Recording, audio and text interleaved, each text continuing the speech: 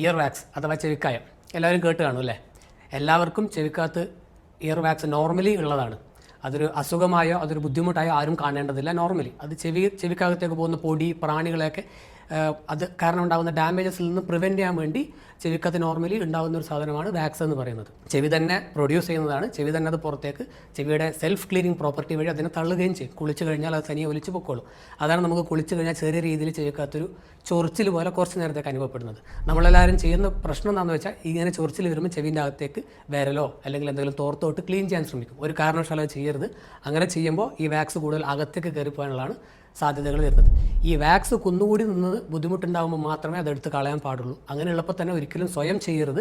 അടുത്തുള്ള ഒരു ENT ഡോക്ടറെ കാണിച്ച് എത്രയും വേഗം അത് ചെക്കപ്പ് ചെയ്ത് അദ്ദേഹത്തിൻ്റെ സഹായത്തോടു കൂടി മാത്രം എടുത്ത് കളയുക. നമ്മളെല്ലാവരും ഇയർബഡ്സ്, ടവല്, പിന്നെ എന്താ പറയുക ഫെദർ, പേന അതുപോലത്തെ സാധനങ്ങളൊക്കെ ഇട്ട് ഈവൻ നീഡിൽ വരെ ഇട്ട് ക്ലീൻ ചെയ്യാൻ ശ്രമിക്കുന്ന ആൾക്കാരെ നമ്മൾ കണ്ടിട്ടുണ്ട്. ഒരു കാരണവശാലും അത് ചെയ്യരുത്.